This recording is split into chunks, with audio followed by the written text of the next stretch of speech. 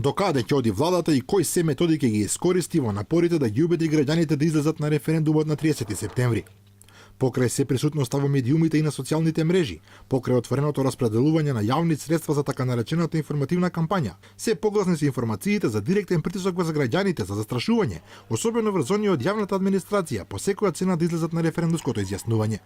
Експертската јавност предупредува дека власта очигледно влегува во офанзива во која целото општество ќе биде подложено на перење на мозоците, но на дело се и други практики кои имаат малку врска со демократските стандарди на ЕУ кон кои наводно се стремиме. Луѓето веќе јавно или полујавно се жалат. Јас лично можам да ви кажам дека неколкумина ми се имаат јавено со прашања за правен совет, за тоа како да се заштитат од притисоците кои ги трпат на работното место.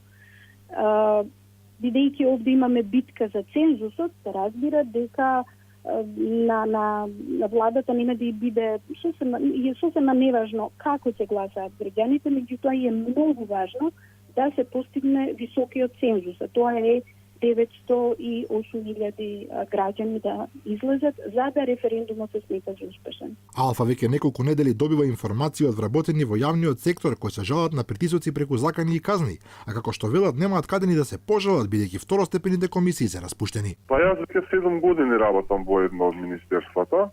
Се беше окей до пред 2 години, сме никакви проблеми. Меѓутоа сега во последно време раководителот цело време наоѓа проблеми таму каде што ги нема. 2 пати до сега ме казнија за глупости, буквално. А најтрагично е што немам никаде да се обратам, никаде да се пожалам. Освен притисоците врз администрацијата, за експертите спорна е и тезата дека владата ги префрла надлежностите врз парламентот во однос на организирањето на престојниот референдум. За професорката Ванковска владата се поставува како надредена во однос на собранието.